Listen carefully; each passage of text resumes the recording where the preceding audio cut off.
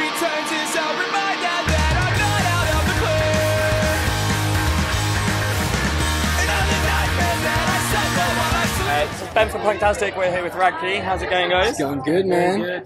How has your sort of Reading experience been so far? Have you had a chance to have a look around? Well, we have been napping. We were looking for Twin Peaks, but we couldn't find their stage, so it was nap time after that, and then it's party time at 6.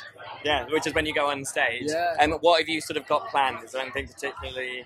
A lot of new album songs, just like really fast stuff, just like make people, lose their shit.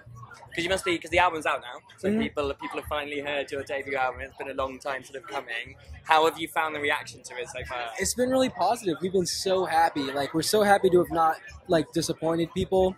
Because, we had done EPs first, and they're so short, so we had to just make the album long and heavy and catchy and all of that stuff.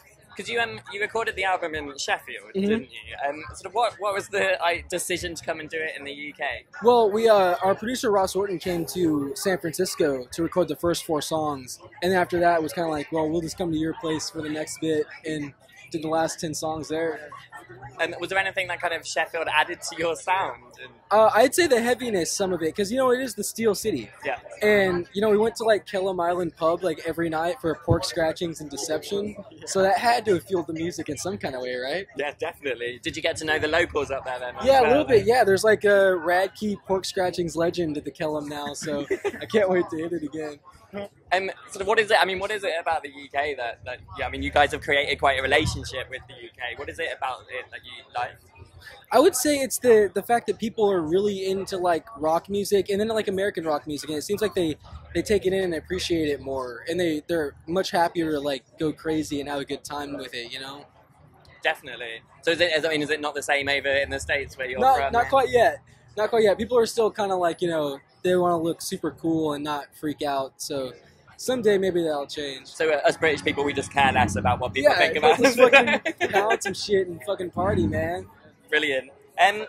So, I mean, is there a particular message in the music that you've made with Dark Black Maker? Well, there's a lot of things. We like to talk about movies and dark things, but also one of the main things is we like to sing about kind of not being so oh, what do people think about me? And just because when a band's having a good time, they want you to as well. Yeah. So if you're not doing that, it's kind of not the point, and you've wasted your money. You know what I mean?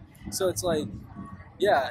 So if it's there's a lot of it about sort of not being sort of confined, I guess, by what other people think about you. I mean, is that something that as a young rock band, is that something you've had to overcome in any sort of way, or did you just get out on stage and kind of just do what you do? Well, we were homeschooled, so it was pretty wild, and we were from the Midwest, so everything was pretty insane.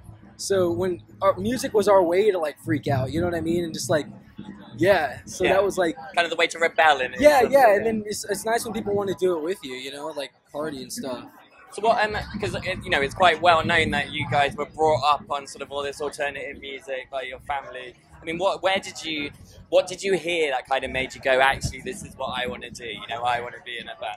It was actually kind of weird. It was this movie School of Rock. Okay. Our dad brought that, and it was I wasn't expecting that. Yeah, every time you watch it, you want to start a band. So at some point we did, and it had a lot of good music like Ramones and stuff. And he's like, I have these bands, and we're like, oh crap, well let's listen to some Led Zeppelin then.